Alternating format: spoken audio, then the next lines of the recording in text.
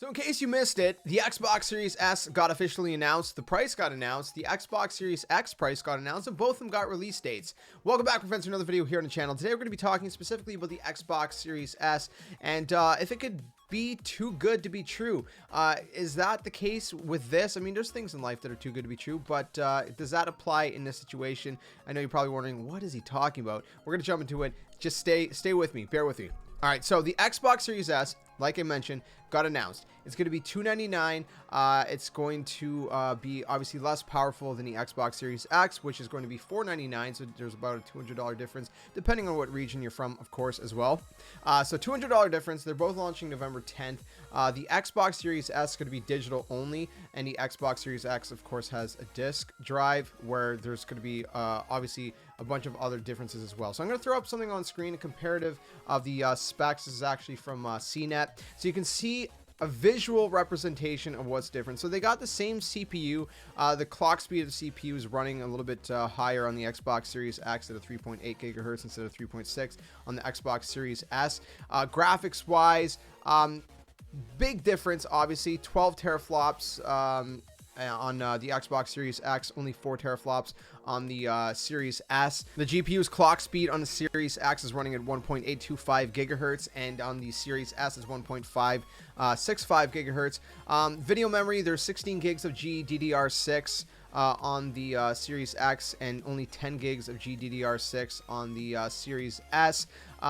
Storage wise, there's a 1 terabyte NVMe SSD on the Series X, and it's only 512 gigs on the Series S. So, you know, half the size storage, but pretty much the same, you know, SSD, the same storage is going to be just as quick. Obviously, like I said, the optical drive is missing, so that means you can stream 4K, you know, movies and stuff, but you can't play 4K movies or, you know, have actual physical Xbox discs like games. And then obviously the maximum outputs for the Xbox Series X, it's capable of 8K at 60 frames per second or 4K at 120 frames per second, where the Series S is only up to 1440p at 120 frames, which is still really good. Both are going to be capable of ray tracing. Everything else is pretty much, you know, the same as far as, you know, controller features, backwards compatibility, etc. Obviously, like I said, $200 difference in price.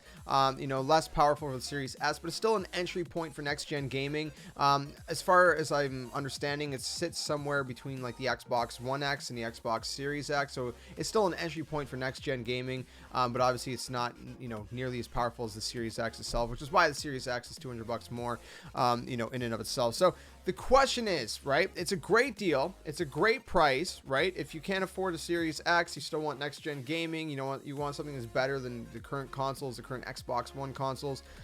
You know, it's obviously, you know, a great price to get into, you know, next gen, you know, but does that cause problems, right? The thing is, if you were to play games on PC, you have settings, right? You have different optimization settings, right? So you can, you know, have lower settings if you have, you know, a cheaper graphics card or cheaper build. If you have a really good graphics card and a really good, you know, PC build, you can go into, you know, ultimate settings and have really, really crazy graphics, right? Whereas with consoles, games haven't done that a ton so far. I mean, we've seen it a little bit between like the Xbox, you know, One S and the Xbox One X, where there were certain games that, you know, did have options where you could, you know, turn on performance mode and things like that, or, you know, kind of tweak settings a little bit, but not really to the extent you could on PC.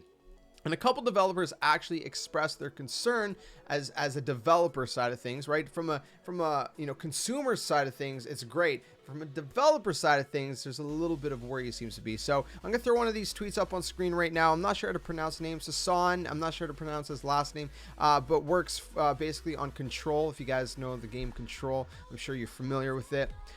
He says, as a consumer, I love this, right? Great deal, amazing. But as a technical producer, I see trouble.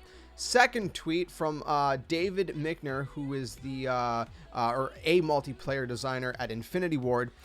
He says something kind of similar as well. He said, so basically there was one kind of tweet from this other account that said these specs combined with Xbox Game Pass is an absolutely absurd amount of value for $299. So David said it really is, right? So he's agreeing from the consumer side of things, it is, but I can't stop thinking about the fact that they are releasing a lower spec console that will serve as a bottleneck.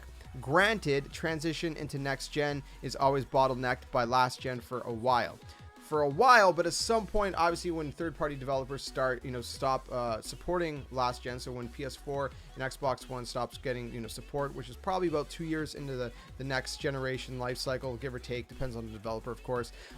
Then obviously they focus more on, the current gen, which is going to become, the Xbox Series S, Series X, and the PS5. Now, the problem is that if third-party developers especially are not, giving options to optimize your game depending on which console you're on. So like if you are on a 1S or a 1X and, developers choose to put options in the settings where you could, you could actually adjust, your graphic fidelity the way you would on a PC, depending on what kind of console you're on, right?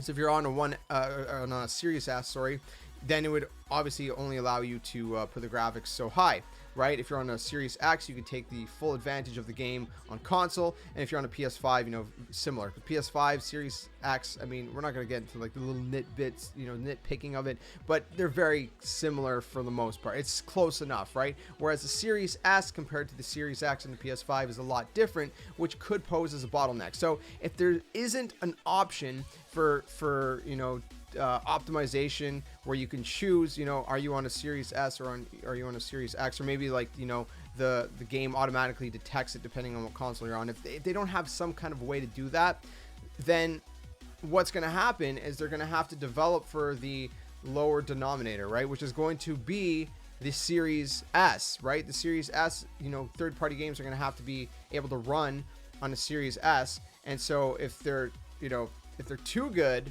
right? If they're too powerful, Siri, what are you doing? If they're too powerful, right? If they fully, use the capabilities of the Series X and the PS5, well, then the Series S can't handle them, and that causes a bottleneck because then they have to, develop with the Series S in mind, unless there's a way to optimize. Now, for first-party games, I don't see that being a problem. Obviously, games like Halo Infinite and stuff, it's going to be on Xbox One, it's going to be on Windows 10 PC, it's going to be on Series S, Series X. That's not going to be a problem. I'm sure Microsoft is going to give you an option to, play around with your graphics on console, right? Depending on which kind of console you're on, whether you're on Xbox One, 1S, or 1X, Series X, Series S, Series X. Dude, there's too many S's and X, and oh my goodness, it's confusing. Anyways, so again, will third-party developers do something similar? If they don't, that can cause a serious problem with bottlenecking, and that's going to be an issue. Now, I'm sure they're going to figure a way to work around it all. I'm sure they're going to figure a way to figure it all out, but it seems like it's a concern in some developers' minds. It's a concern in some consumers' minds, when they really think about it and break it down. When you don't just think about the fact that, yes, this is a great value, but the question is, how are third-party developers, right? I'm not worried about the first-party developers. Like I said, with Microsoft, they're going to handle it. I'm sure of that. But with the third-party developers, how are they going to handle it? Games are going to be on PS5. They're going to be on Xbox Series X. They're going to be on PC. Then they're also going to be on Series S, and they have to be able to run on Series S. How are they going to, how are they going to do that, right? That's kind of the concern right now. Are developers going to be forced basically to have to make sure that there's a way that, if you're on a PS5 or a Series X, you can take the full advantages of that power and those consoles and that hardware? But then if you're on a Series S, it'll be optimized for that console as well. Are third-party developers going to be forced to do that? How is that going to work? So that's kind of a question right now that I think needs to be answered.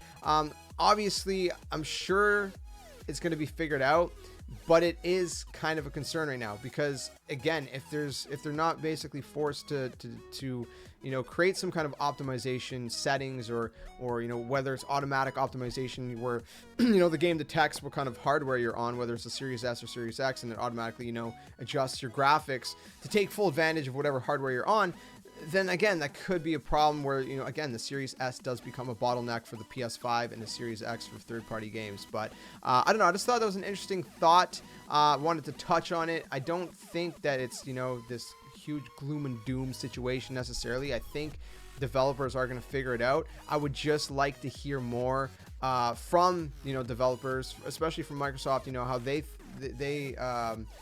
suggest third-party developers, handle that, and how that's going to kind of work to make sure that people who are getting a Series X will be able to have that full optimization of the Series X, while people in the Series S can still get that cheaper console, which is obviously not as powerful, and still utilize its power while not bottlenecking Series X and PS5 users for third-party games. So I don't know. Let me know what you guys think about this topic, I guess, in the comments below.